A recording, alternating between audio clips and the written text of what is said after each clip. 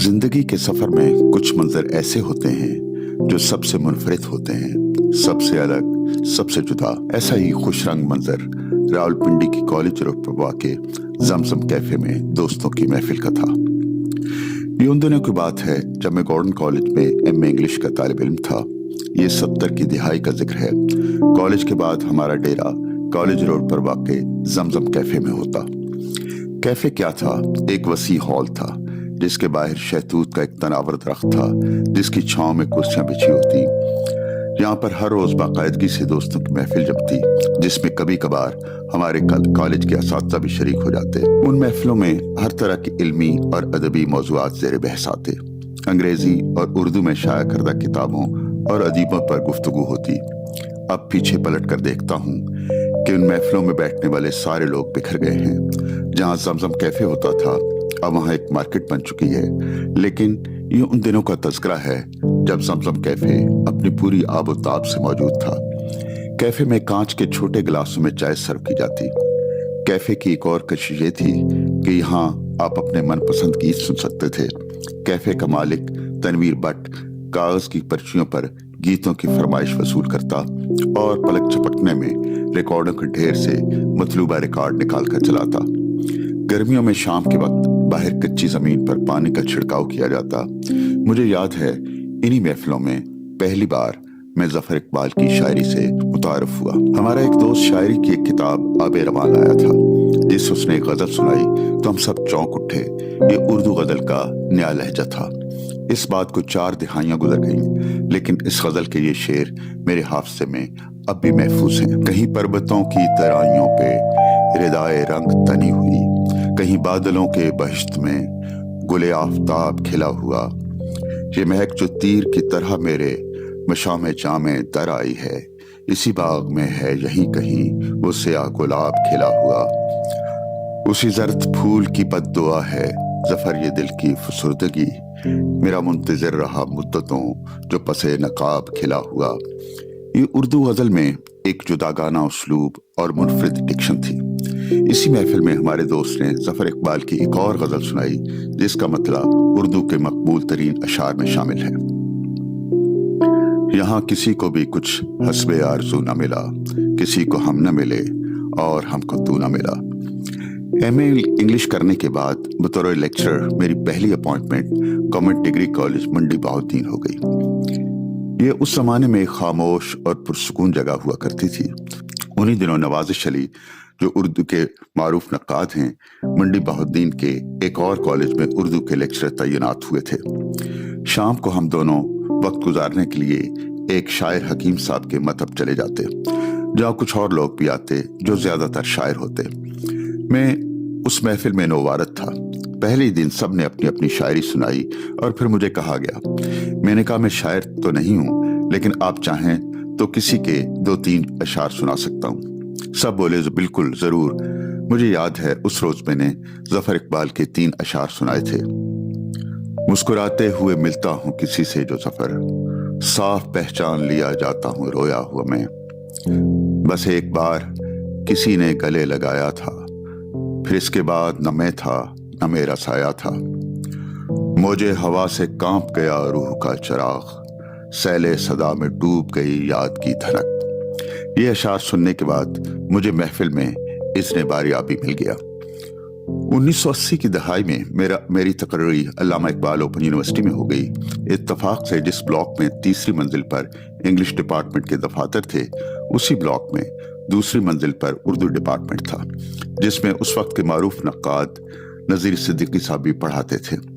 कभी कभार मैं उर्दू डिपार्टमेंट चला जाता। नज़ीर सिद्दीकी साहब की तबीयत में मिजाह का पहलू नुमाया था। एक बार उन्होंने किसी पस मंजर में ज़फ़र इकबाल का ये शेर सुनाया और शेर की खूबसूरती की तारीफ की। उसके गुलाब उसके चांद जिसकी भी किस्मत में है, आप ज़फ़र किस लिए इतनी मुसीबत में हैं।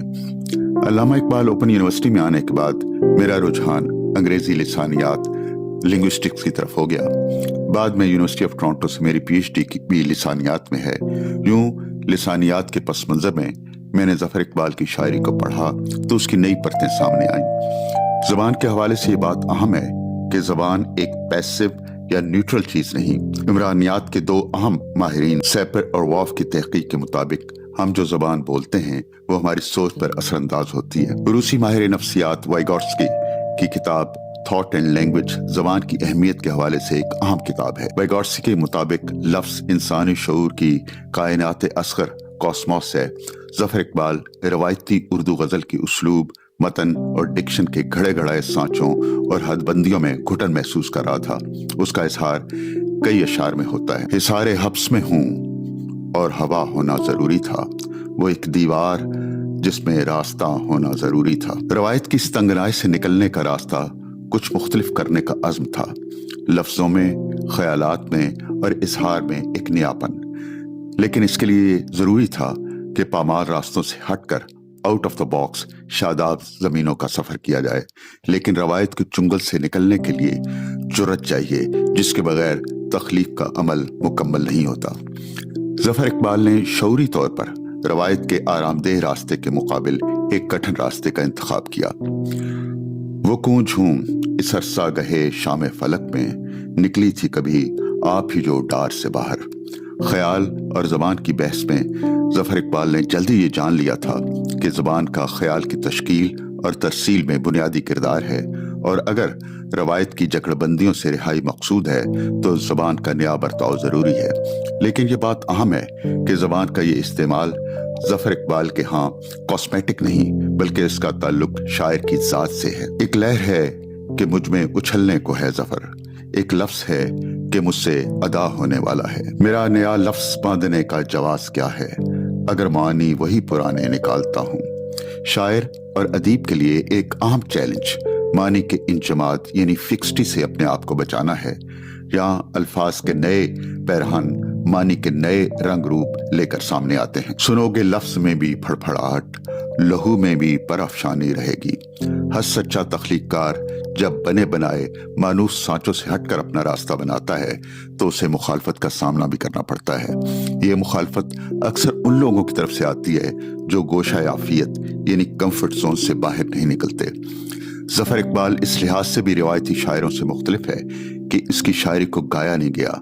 यूं गायकी की बेसाखियों के बगैर जफर इकबाल ने शायरी में अपने आप को मनवाया। जफर ज़मीं ज़ात थे, ज़मीं से ही काम रखा, जो आसमानी थे आसमानों में रह गए हैं। जफर इकबाल शायरी की एक तवील मुसाफत तय कर चुका है, लेकिन हनूज उसके तख्लीकी चश्मे उसी रफ्तार से आबे रवा में ढल रहे हैं। बंदी पर उड़ती लफ्ज़ो मानी की खुशरंग तितलियां हैं जो से हर लहजा सरगर्दा रखे हुए हैं। रुकता नजर आता नहीं एक सिलसिला ख्वाब, एक रंगे रवां है कि ठहरता नहीं लगता। मैंने जब दुनिया अखबार में उर्दू कॉलम लिखने का आगाज किया और गॉर्डन कॉलेज के हवाले से एक कॉलम लिख रहा था तो मुझे एक खूबसूरत शेर याद आ गया जो मुझे इस कॉलम में इस्तेमाल करना था।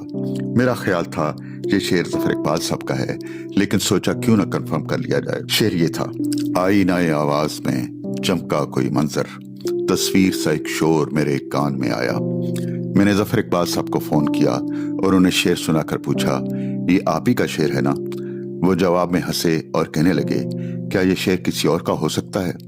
मैंने हंसते हुए कहा, वाकई ये किसी और का नहीं हो सकता। कभी कभी मैं सोचता हूँ जिंदगी के सफर में कुछ मंजर ऐसे होते हैं जो सबसे अलग, सबसे जुदा होते हैं।